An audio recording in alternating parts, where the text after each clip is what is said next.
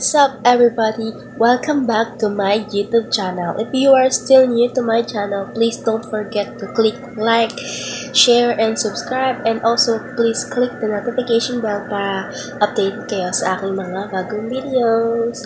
So if you still remembered, I uploaded a video about African literature, Chinese literature, and here is the part 3 of my video. And for today's video, I will going to discuss or I will going to talk about the Indian literature. I will share some important information just like the Chinese literature. I will share all about the Indian's literature. So are you ready? Let's begin. So by the way, do you love the country of India? Or do you usually watch some Indian movies? So if you are interested in Indian literature, you must watch this video because this video will help you to know and understand more about the Indian literature. As you can see, Every Child is Special, Three Idiots, and PK, and they are very well-known movies in India and all over the world because of its humor and meaning or context of the story, the content of the story rather. Well, these actors are, I know you are familiar with them. So Amir Khan, so Salman Khan, and Priyanka Chopra. Oh, they are the actors in Indian country and so many more.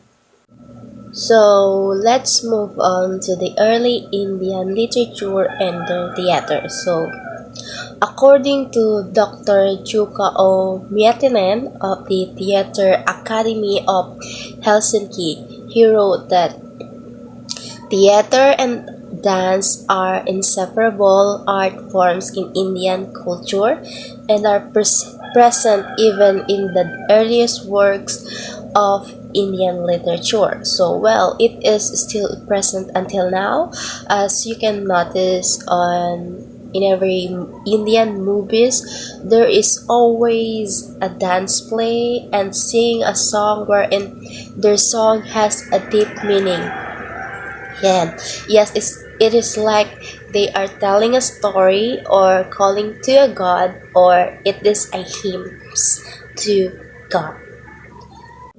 So next is Sanskrit, and Sanskrit is the ancient language of India and the sacred language of Hinduism. So again, according to Dr. Jukka O. Miettinen of the Theater Academy of Helsinki, so he wrote that the classical language of Indian civilization is Sanskrit. So the four Vedas, four Vedas were written in Sanskrit, and later an enormous corpus of literary works of various kinds, including the so-called Sanskrit dramas. So, while the opposite, Sanskrit has the opposite, and this opposites, the standard Sanskrit is the Prakrit.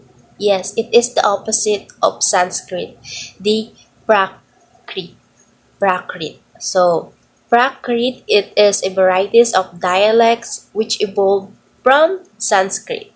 Panchatantra is a Sanskrit word that means 5 books. Yes, each book has a framework story, sort of like Arabian Nights. So, are you familiar with 1001 Arabian Nights? So, it is a story, full of story about the Arabian. Yes. So, into which shorter stories are interwoven. Yes, so the fable-like stories are full of humor and sagely advice. So, many scholars says that the Panchatantra was originally composed in Kashmir about 200 BC. So, According to legend, it was written for the three princes to teach them the principles of right living. Arthur Narayan was born on October 10, 1906 in Madras, and he is famous for his novels set in the small fictional town of Malgadi in southern India. So Narayan is one of the greatest and celebrated novelists in India, and he is distinguished for his simple and unpretentious English writing style and is one of the most widely read Indian novelists. And I have here Rabindranath Tagore. Rabindranath Tagore is a poet, a philosopher, and a writer from Calcutta and was the first non-European to win the Nobel Prize in Literature. So, Tagore has a long white beard. He has a long white beard and he looked more like a holy man than a writer. So, Tagore won the Nobel Prize for Literature in 1913. So, Tagore or Rabindranath was born in North Calcutta on May 6, 1861 into one of the richest and most progressive families in Bengal.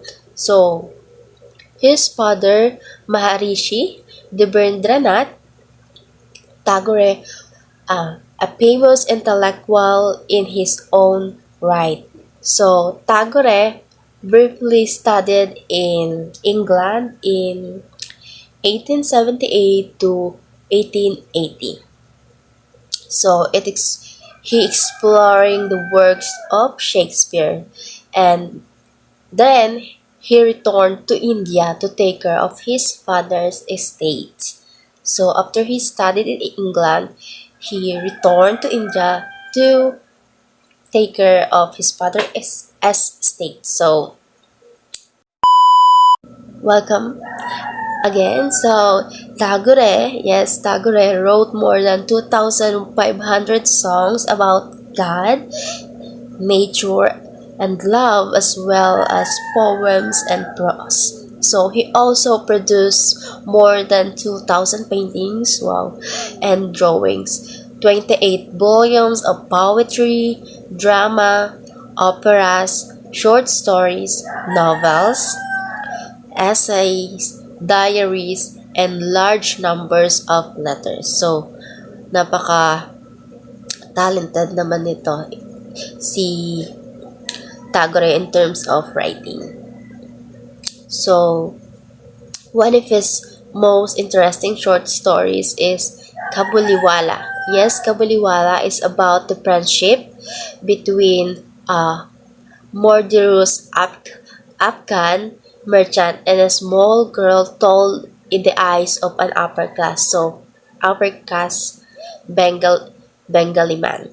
So Tagore's novel Home and the World is about a housewife who turns her back on her family to join the struggle against British colonialism. So the short stories, Kabuliwala, and a novel Home and the World is his example writing. So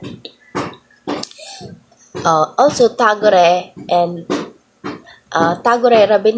Rabindranath wrote a poem.